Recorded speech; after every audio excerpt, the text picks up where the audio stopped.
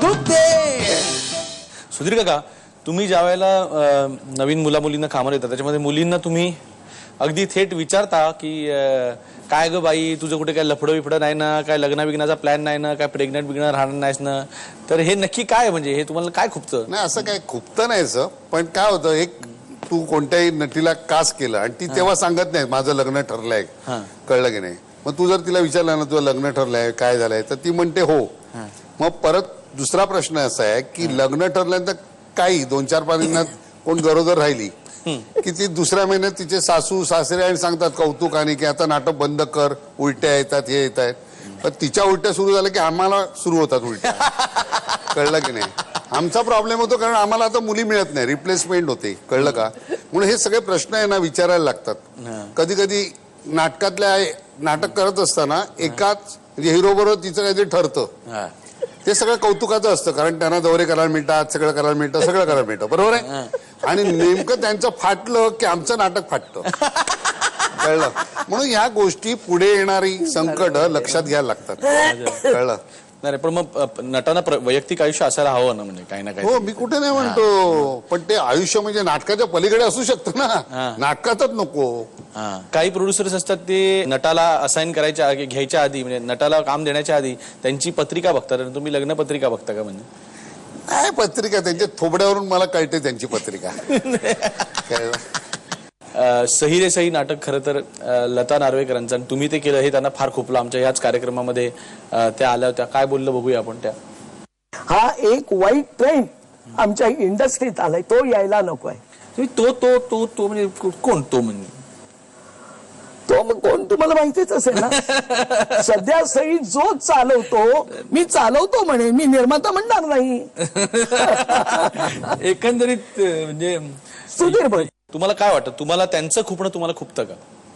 काय बघा तिच्या हातून ते नाटक गेलं कारण ती पत्रिका बघते, तिला कळलं नाही बहुतेक तिचं नाटक जाणार, ते कळलं नाही बहुतेक. पत्रिका ती लोकांच्या बघते, होय की नाही. पण मी करत असताना काय मी मुद्दाम जाणून बुजून केलं नाही. तिच्या ग्रुप मधले म्हणजे 25-30 जणांपैकी एकही माणूस तिच्याकडे टिकला नाही. ते सगळे ग्रुप माझ्याकडे घेऊन आले कारण त्याला ती स्वतःच कारणीभूत होती. कारण ती सतत तिच्या जाहिरातीतून दुसऱ्यांची काढत असते, तर तिने माझी 4-5 वेळा काढली. मी ठरवलं उत्तर द्यायचं नाही. तिने भरतची काढली, तिने केदारची काढली, सगळ्यांची काढली. म्हणजे त्यांची लाज काढली म्हणा, काय काय केलं ते जाऊन दे. जे केलं तर हे सगळी मंडळी माझ्याकडे नाटक घेऊन आली आणि ही सगळी माणसं माझ्याकडे आले. मी काय कोणाला आणायला नाही गेलो. आता आल्यानंतर मी एवढं सोन्याची कोंबडी कशाला कोण सोडेल, होय की नाही. सोन्याची कोंबडी होती ती. आता बाईंना पिंजऱ्यात ठेवताना आली तर मी काय करू.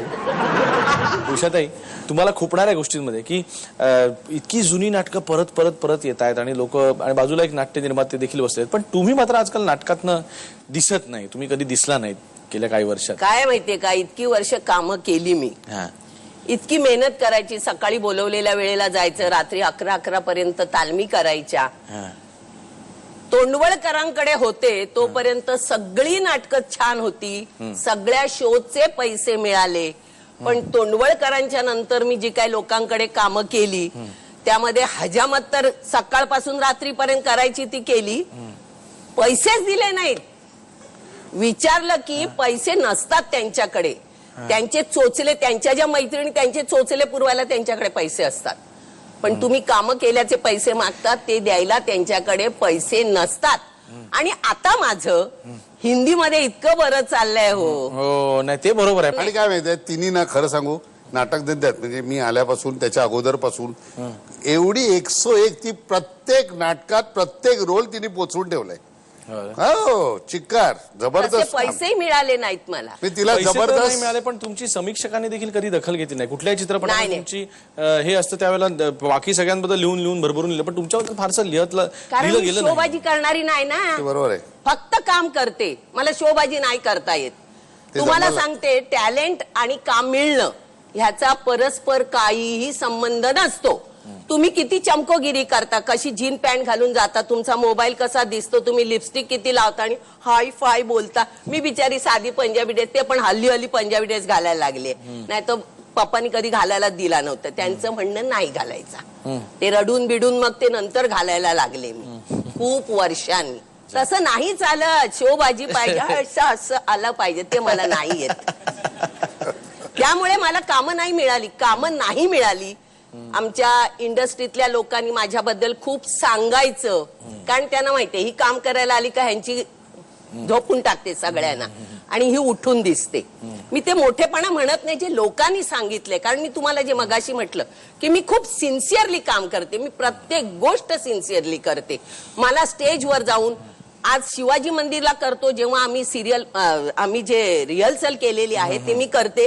पण जेव्हा मी बाहेर जेव्हा घेतात तेव्हा त्याच सिन्सिअरिटीने मी करते.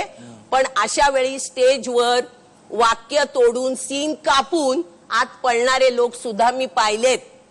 आणि मला सांगितलं जायचं, उषा इथे काट मार, उषा इथे काट मार. मी हो बोलायची, पण स्टेजवर जाऊन सगळे वाक्य बोलायची. कारण मी त्या स्टेजला पाया पडते, त्या स्टेजला मी डोकं लावून पाया पडते. त्या कामाचे मी पैसे घेते. त्यात पैसे किती मिळाले नाही मिळाले तो प्रश्न नसतो, पण काम इज काम. सगळीकडे मी सिन्सिअरली काम करते. त्यामुळे मला माझा अभिमान आहे मी काय करते त्याचा. कोण काय बोलतो याच्याशी माझं काही देणं घेणं नाही. सुधीर काका, स्वतःच्या कारकिर्दीबद्दल खुपलेल्या गोष्टी म्हणजे खरं सांगू ना, आज नाटक धंद्यात जवळपास 80% इंडस्ट्रीनी माझ्यावर काम केलंय. नाटक धंद्यातल्या ही मंडळी जेव्हा जेव्हा माझ्याकडे नवीन असताना कामाला आली, काम करत होती, ती कशी वागायची. आणि आता हे जे तुला इव्हेंट मध्ये किंवा फू बाय फू किंवा कोणत्या मोठमोठ्या कार्यक्रमात ती मंडळी दिसतात, आणि ते वागायची त्यांची पद्धत, किंवा जर मी एका कामासाठी कुठलं बोलवलं तर एक तर ते ना सुधीरकडनं पैसे घेता येत नाही.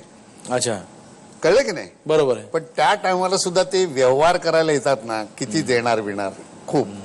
कळलं की नाही? किंवा अजून काय खूप तर ते सांगतो, मोठमोठ्या नट्या किंवा नट मी बघतो की त्यांचे जेव्हा इंटरव्ह्यू बघतो ना, तर ते बेसिकली माझ्या याच्यातून 3-3 वर्ष काम करून मोठे झालेले असतात.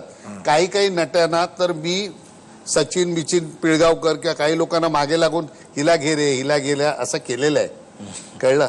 त्याच नट्यांचे जेव्हा इंटरव्ह्यू असतात ना, तेव्हा ते म्हणतात मला सचिन पिळगावकरांनी मोठं केलं. कळलं की नाही? अरे मोठं केलं काय, शाळेत तू माझ्या होतीस. कळलं की नाही? पण म्हणजे मला हे खूपतं. म्हणजे किमान ना तुम्ही जिथून आलात त्यांचा उल्लेख करा. येऊन पाया बिया पडून खोटं वागायचा नका प्रयत्न करू, पण किमान जरा जाण ठेवा. हे खूपतं. पण आता काय झालं माहिती आहे, या दुःखाच्या पण पलीकडे मी गेलो. त्याचं मी ठरवलं की माणसं की अशीच वागणार. उषाताई, तुमच्या कारकिर्दीमधलं तुम्हाला खुपलेली गोष्ट एकच की माझ्या ज्या पद्धतीचे टॅलेंट्स आहेत त्या मानाने मला कामं नाही मिळाली.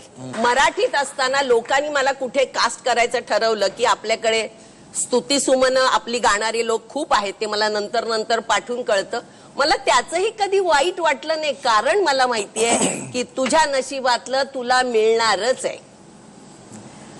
आणि कोणी माझ्या पाठी बोललं, काही केलं. आता काय असतं, तुम्हाला जर माहितीये माझे टॅलेंट्स काय आहेत, तुम्ही घेणारच. किती सुधीर भट सांगू दे ना, करे ती याची बाडबाडते रे ती. पण मी कधी बोललो? अरे नाही रे, एक्झाम्पल सांगते. असं जरी सांगितलं तरी अवधूतला जर माहित असेल की नाही उषा चांगलं काम करते, अवधूत मला कास्ट करणार. पण तिथे जर हा दुसरा माणूस असेल आणि तो बिचारा नवीन असेल तर तो घाबरेल ना, बाबा ह्यांनी सांगितलंय नको. तर असं तुम्ही किती वर्ष करणार? शेवटी कोंबडं झाकलं तरी तांबडं फुटायचं काही राहत नाही. क्या बात आहे.